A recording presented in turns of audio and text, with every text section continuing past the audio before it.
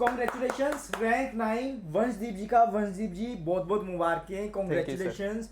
बड़े प्यारे बच्चे, बड़े शांत इंसान।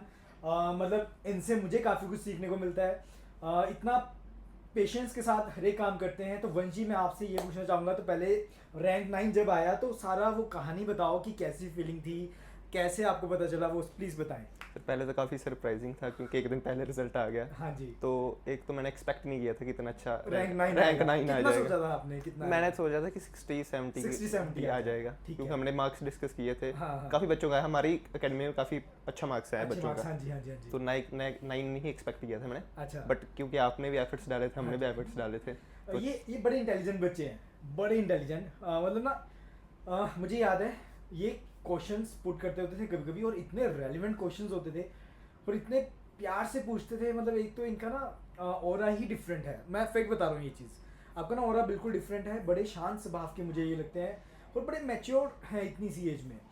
तो मैं आपसे एक चीज़ और पूछना चाहूँगा कि तैयारी के टाइम में क्या मुश्किलें आई, एग्ज़ाम क्रैक किस तरीके से हुआ, क्या आपने अलग किया कि बाकी बच्चों का पीछे रैंक आया या कुछ कियों का नहीं हुआ, और आपका क्यों हुआ, और कितने दिन आप पढ़े थे? सर मुश्किल आई थिंक सो ज़्यादा डीमोटिवेटेड हो जाते हैं क्योंकि जब भी हम किसी कॉम्पिटिटिव पेपर की तैयारी करते हैं तो एक रोलर कोस्टर राइड रहती है। बिल्कुल ठीक कह रहे हो। जब भी डीमोटिवेटेड होते थे तो आप थे, मैडम थे। हाँ जी, तो ठीक है। जब आप जूरी लॉ अकेडमी आते हो तो आप ज़्यादा टाइम डीमोटिवेट रह नहीं सकते। अच्छा ठीक है। सो बेसिकली हाँ जी। कुछ एक्स्ट्रा ऑर्डिनरी नहीं किया। हाँ जो आपने रोड मैप दिया हाँ जी। उसे फॉलो किया, जो आपने होमवर्क दिया वो उसे किया। फॉलो किया, और मॉक्स दिए। मॉक्स दिए। मॉक्स दिए जो आपने मैं एक चीज़ और पूछूंगा, मॉक टेस्ट का कितना बेनिफिट रहा? बहुत ज़्यादा, बहुत ज़्यादा benefit काफ़ी रहा। ज़्यादा। और मॉक टेस्ट को आप याद करते थे, नहीं करते थे? आप करवा देते थे, अच्छा ठीक है, बार बार रिपीट बार बार रिपीट करवा कर। ठीक है। और वंशी मुझे ये भी चीज़ें पूछनी है कि जब आप घर में पढ़ते थे सेल्फ स्टडी कितनी करते थे, और किस तरीके से करते थे, क्या एम लेके चलते थे वो सब? मोस्टली आपने जो टारगेट दिया होता था उसे कहता था कि मैच करना है आपके टारगेट को, क्योंकि आप होमवर्क दे देते हो उससे ज़्यादा पढ़ने की जरूरत पड़ती नहीं है जो आप होमवर्क दे देते हो।